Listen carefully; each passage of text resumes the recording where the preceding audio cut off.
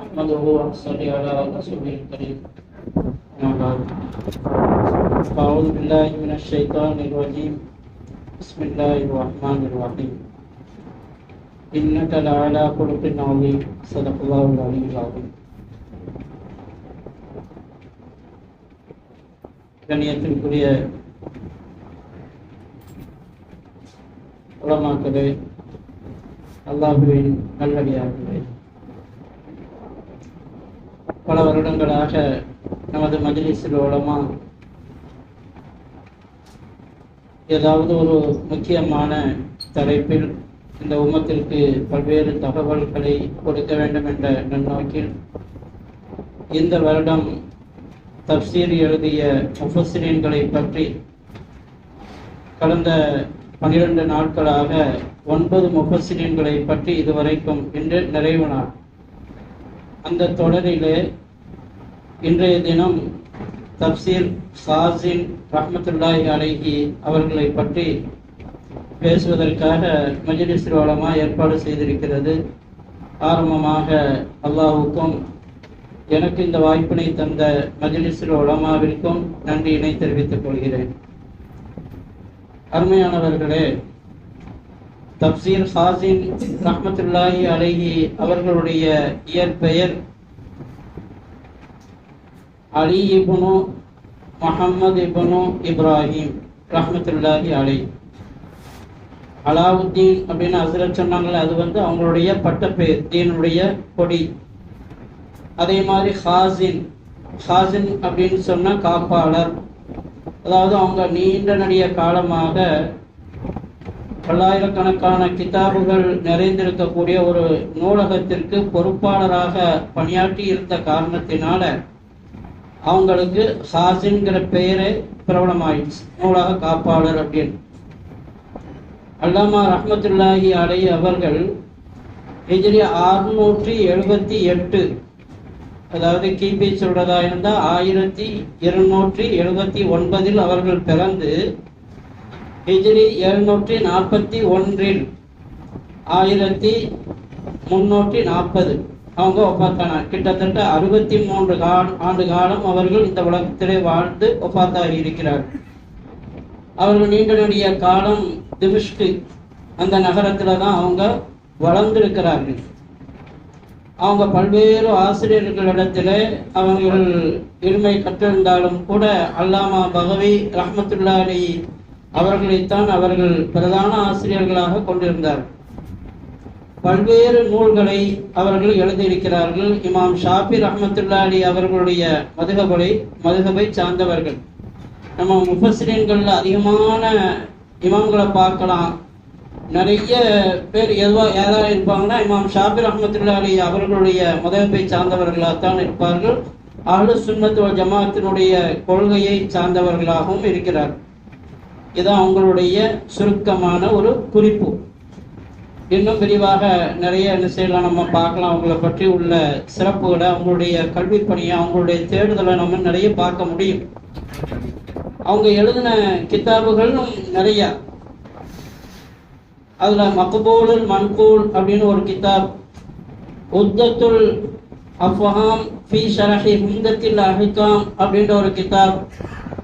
அந்த தொடரிலே தான் லுபாபுத் தஅவீல் ஃபீ மஆனி தன்ஸீல் அப்படின்னு ஒரு கிதாப். அதுதான் இன்னைக்கு ஹாசின் அப்படிங்கிற பெயரை கொண்டு நம்ம அழைக்கிறோம்.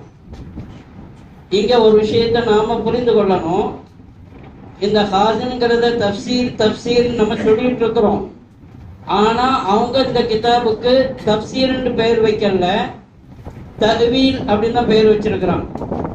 இதுவரைக்கும் வந்த எல்லா கிதாபுகளும் தப்சீர் ஹாசி, தப்சீர் பைலாவி, தப்சீர் இப்னு கசீர் அப்படின்னு சொல்லிட்டு இருக்கிறோம். ஆனா இதுக்கு மட்டும் அவங்க வச்சிருக்கிற பெயர் என்னன்னா தஅவீல் அப்படின்னு வச்சிருக்கிறாங்க. அப்படியானால் தப்சீருக்கும் தஅவீலுக்கும் அவங்களுடைய கிதாபுகள்லயே குறிப்புகள்ல பார்க்க முடியுது. தப்சீர்னா என்ன, தஅவீல்னா என்ன வேறுபடுது அப்படிங்கிறது அவங்களே பேரை மாத்தி வச்சிருக்காங்க இல்லையா? அப்ப ரெண்டுக்கும் இருவேறு கருத்துக்கள் இருக்குங்கிறத புரிய முடியுது. அப்ப அவங்கள அந்த கிதாபுடைய பார்க்க முடியுது. தப்சீரன் சொன்னா கஷ்பு மா உத்திய, மறைவான ஒரு விஷயத்தை, மூடலாக இருக்கிற ஒரு விஷயத்தை வெளிப்படுத்தி சொல்வது. ஆனா தஅவீல் அப்படின்னு சொன்னா, தஅவீல் அப்படின்னா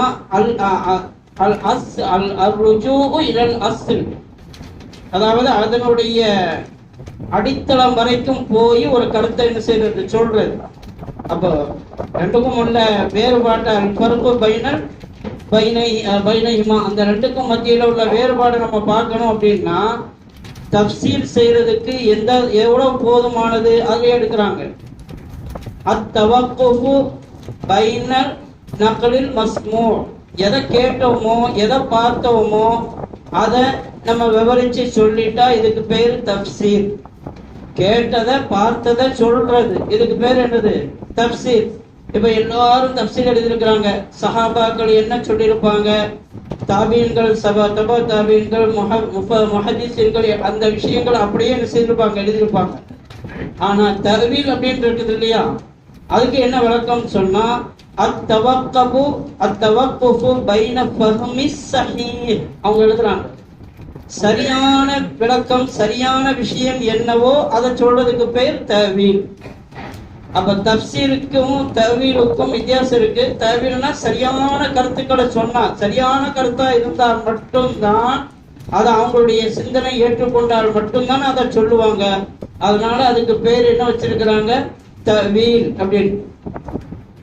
ஹஸரத் இப்னு அப்பாஸ் ரலியல்லாஹு அன்ஹு நபி ஸல்லல்லாஹு அலைஹி வஸல்லம் அவர்களுக்கு அதிகமாக ஹித்மத் செய்யறதுனால ஒரு துஆவை அவங்க பெற்றுக்கொண்டாங்க. நபி ஸல்லல்லாஹு அலைஹி வஸல்லம் என்ன துஆ செய்தார்கள், அல்லாஹும்ம ஃபக்ஹிஹு ஃபித்தீன் வ அல்லிம்ஹுல் தஅவீல். யா அல்லாஹ், இப்னு அப்பாஸ் ரலியல்லாஹு அன்ஹு அவர்களுக்கு தீன்ல நல்ல விளக்கத்தை கொடு, இன்னும் அவர்களுக்கு தஅவீலையும் கற்றுக் கொடு அப்படின்னு நபி ஸல்லல்லாஹு அலைஹி வஸல்லம் அவர்கள் துஆ செய்தார்கள். இந்த துஆவினுடைய விளைவு அதிகமான தஃசீர்கள் யார் சொல்லியிருப்பாங்க, இப்னு அப்பாஸ் ரலியல்லாஹு தஆலா அன்ஹு அவர்கள் சொல்லியிருப்பாங்க. அப்ப இப்னு அப்பாஸ் ரலியல்லாஹு தஆலா அன்ஹு அவர்கள் குர்ஆனுக்கு அதிகமா விளக்கம் சொல்வதற்கு காரணமாக என்ன அமைந்தது அப்படின்னு பார்க்கும் பொழுது நபி அவர்களுடைய துஆ. நபி அவர்களுடைய துஆ என்னவாக இருந்தது, யா அல்லாஹ், அவர்களுக்கு தஅவீலை கொடுப்பாயாக. அப்ப தஅவீல் அப்படிங்கிற அந்த துஆவினால தான் அதிகமாக இப்னு அப்பாஸ் ரலியல்லாஹு தஆலா அன்ஹு அவர்கள் குர்ஆனுக்கு விளக்கம் சொன்னதாக நாம குறிப்புகள்ல பார்க்கிறோம். அருமையானவர்களே, சரி, இந்த இரண்டு விளக்கத்தின் அடிப்படையில அவர்களுடைய நூல்கள்ல இப்னு அந்த தப்சீர் ஹாஸின்ல ஏதாவது ஒரு குறிப்பு இருக்கணும் இல்லையா.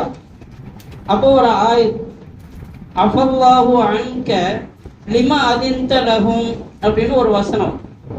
அந்த வசனத்துல அல்லாஹ் தஆலா நபி ஸல்லல்லாஹு அலைஹி வஸல்லம் அவர்களை பார்த்து கேட்கிறான், நபியே, அல்லாஹ் உங்களுடைய பாவங்களை மன்னிக்கட்டும், அல்லாஹ் உங்களை மன்னிக்கட்டும், லிமா அதின்த லஹும், ஏன் இந்த முனாஃபிக்குகளுக்கு யுத்தத்திற்கு வராமல் இருக்க நீங்கள் அனுமதி கொடுத்தீர்கள் அப்படின்னு அல்லாஹ் கேட்கிறான். இந்த வசனத்தை வச்சுட்டு பல்வேறு முஃபஸ்ஸிரீன்கள் என்ன சொல்றாங்கன்னு சொன்னா, நிறைய மதரசாக்கள்ல தப்சீர் ஜலாலைன் இருக்கு. தப்சீர் ஜலாலைன் உட்பட பல்வேறு முஃபஸ்ஸிரீன்கள் என்ன சொல்றாங்கன்னா, நபிமார்களும் தப்பு செய்வார்கள், நவுபில்லாஹ் மின்ஹா. அதான் உங்களுடைய கருத்து, ஆய்வு. அப்ப நபிமார்கள் தப்பு செய்யறதுனால தான் இந்த வசனம் அல்லாஹ் தஆலா என்ன சொல்றான், அல்லாஹ் உங்களுடைய பாவங்களை அப்ப தப்பு இருந்தா தானே பாவத்தை மன்னிக்க முடியும். அப்ப அல்லாஹ் தஆலா அஃபல்லாஹு அன்க, உங்களுடைய பாவத்தை அல்லாஹ் தஆலா மன்னிக்கட்டும், நீங்க ஏன் அனுமதி கொடுத்தீங்க, ஹத்தா யதபய்யன லக்கல்லதீன ஸதகு வ தஅலமல் காதிபீன். இதுல பொய்யர்கள் யாரு, யாரு உண்மை சொல்றா அப்படிங்கிற விஷயத்தை நீங்க தெரியாம யுத்தகலத்திற்கு வராமல் இருக்க யூதர்கள், என் பொண்டாடிக்கு உடம்பு சோமில்லை, என் பிள்ளைகளுக்கு அப்படி இருக்கு, எனக்கு அப்படி இப்படின்னு நொண்டி சாக்கு போக்குகளை காரணம் சொல்லிட்டு உங்கள்கிட்ட அனுமதி கேட்டாங்கிற காரணத்தினால நீங்க அனுமதி கொடுத்துட்டீங்களே, கொஞ்சம் யோசிச்சிருக்கலாம்ல அப்படிங்கிற கருத்துப்பட அல்லாஹ் தஆலா சொல்றான் அப்படின்னு பல்வேறு முஃபஸ்ஸிரீன்கள் எடுக்கிறாங்க. ஆனா இமாம் ஹாஸின் ரஹ்மத்துல்லாஹி அலைஹி அவங்க என்ன சொல்றாங்கன்னா, இல்லை இல்லை, நபிமார்கள் பாவமற்றவர்கள், மாசூமீன்கள், அவங்களிடத்திலிருந்து குற்றம் நிகழ்வதற்கு இடமே இல்லை. அவங்க மட்டும் இல்லை, இன்னும் பல்வேறு முஃபஸ்ஸிரீன்கள், சில முஃபஸ்ஸிரீன்கள் சொல்றாங்க. அப்ப என்ன அப்ப இங்க அல்லாஹ் இப்படி கேட்டிருக்கிறானே, அஃபல்லாஹு அன்க அப்படின்னு சொல்லி இருக்கிறானே அப்படின்னு சொன்னா, இது நபி அவர்களுடைய கண்ணியத்தை எடுத்து காட்டுவதற்காக, நபி அவர்களின் மீது உள்ள முஹப்பத்தை எடுத்து காட்டுவதற்காக அல்லாஹ் ஜல்ல ஷானஹு வ தஆலா அங்க அஃபல்லாஹு அப்படின்னு சொல்லி இருக்கிறான். நம்ம குடும்பத்துல பார்க்கலாம், பெண்கள் ஒரு பிள்ளைய வேலை ஆகணும்னா அவ பிள்ளையிலேயே இருக்கட்டுமே, அப்பா 100 வயசுக்கு போயிட்டு வாமா அப்பா, ஏதாவது என்ன செய்வாங்க, அது சொல்லும் பொழுது ஒரு துவாவோட, இப்போ ஹஸரத்தை பத்தி அறிமுகப்படுத்தும் பொழுது அவங்களுக்கு ஒரு நீண்ட துவாவை செய்து என்ன செய்தாங்க, அறிமுகப்படுத்துறாங்க. இது மாதிரி நல்லவர்களை, பெரியவர்களை, முஹப்பத்தானவர்களை, அவங்கள கொண்டு ஒரு விஷயத்த நம்ம சொல்லணும், கேட்கணும் அப்படின்னா அதுக்கு முந்தி துவா செய்யறது அப்படிங்கிறது அவங்களுடைய பிரியத்தை பறைசாற்றுவதற்காக வேண்டியும், அவங்களின் மீது உள்ள கண்ணியத்தை வெளிப்படுத்துவதற்கு அப்படியே போடுறாங்க. நபி அவர்களுடைய கண்ணியத்தை வெளிப்படுத்துவதற்காக அல்லாஹ் தஆலா அங்க அஃபல்லாஹு அப்படின்னு சொல்லியிருக்கான். ஜலாலையில கூட ஒரு குறிப்பை பார்க்கலாம். ஏன் அல்லாஹ் தஆலா முதல் லிமா அதிந்தலவும் ஹத்தா யதபயனங்கற சொல்லி முடிச்சிட்டு அஃபல்லாஹு சொல்லியிருக்கலாம். ஆனா அஃபல்லாஹு அல்லாஹ் தஆலா முதவே ஏன் சொன்னா அப்படின்னா, நபி அவர்கள் கண்டிச்சா தாங்க மாட்டார்கள். அதுக்கிடையில அல்லாஹ் தஆலா அஃபல்லா கண்டிச்சதுக்கு பிறகு அல்லாஹ் தஆலா அஃபல்லான்னு சொல்லியாச்சுன்னா நபி அவர்களுடைய மனசு ரொம்ப வேதனைப்பட்டுங்கிறதுக்காக வேண்டிதான் அஃபல்லா முந்தி கொடுத்தாங்கிறான். ஆனா அதையெல்லாம் தாண்டி இமாம் ஹாசின் ரஹ்மத்துல்லாஹி அலைஹி என்ன சொல்றாங்க, அங்க கண்டிப்பும் இல்லை, அங்க நபிமார்களிடத்துல இருந்து பாவங்கள் நிகழுதல் அப்படிங்கிறதும் அல்ல, மாறாக கண்ணியத்திற்காக வேண்டி அல்லாஹ் தஆலா இவ்வாறு சொல்லி இருக்கிறான். ஆக இது தஅவீல். அவன் சொல்றாங்க இல்லையா, தஅவீலுங்கிறது தஅவீல் அவ்வல் அப்படிங்கிற அர்த்தத்திலிருந்து, அதாவது முதன்மை, துவக்கம், அதனுடைய அடிச்சுவடு, அதுல இருந்து ஒரு கருத்தை எடுக்கிறதுக்கு பேரு தான் தஅவீல். அப்போ இங்க இந்த வசனத்தினுடைய அடிப்படையே தஅவீல் அப்படிங்கிறத இமாம் ஹாசின் ரஹ்மத்துல்லாஹி அலைஹி அவர்கள் இங்க வெளிப்படி சொல்றாங்க. அருமையானவர்களே, அவங்கெல்லாம் பல நூறு என்ன இருக்குது, பல்வேறு கிதாபுகளை, தஃப்சீர்களை எதுக்காக எழுதியிருக்கிறாங்க, நபிமார்களுடைய அந்தஸ்துகளையும் அவருடைய மகத்துவத்தையும் அவர்களை அதை பற்றி நாம் அறிந்து நம்முடைய வாழ்க்கையில எடுத்து நடக்கிறதுக்காக. ஆனா இன்னைக்கு அந்த தஃப்சீர் என்ன, குர்ஆனுடைய பொருள் என்ன, குர்ஆனை ஓதுறதுக்கே நாம நேரம் எடுத்துக்கொள்ளாம இருக்கிறோம். அருமையானவர்களே, மஜ்லிஸுல் உலமா இவ்வளவு பெரிய ஏற்பாடுகளை செய்து இந்த மாதிரி விஷயங்களை எல்லாம் நமக்கு தருகிறது என்று சொன்னால், அதை கொண்டு நாம் படிப்பினை பெற்றுக் கொள்ள வேண்டும், அதை கொண்டு நாம் பயன் பெற்றுக் கொள்ள வேண்டும். அருமையானவர்களே, அந்த பயனுடைய ஒரு பலனாக நபி அவர்களுடைய வாழ்க்கையை படித்ததோடு ஏதாவது குறைந்தபட்சம் ஒரு சுன்னத்தையாவது இந்த மீலாதுல இருந்து நாம் நம்முடைய வாழ்க்கையிலே அந்த சுன்னத்தை கடைபிடிக்கக்கூடிய நன்மக்களாக அல்லாஹ் ஜல்ல ஷானஹு வ தஆலா நம் அனைவர்களையும் ஆக்கியருள் புரிவானாக. வாஹிரு தஅவானா அல்ஹம்துலில்லாஹி ரப்பில் ஆலமீன். அஸ்ஸலாமு அலைக்கும்.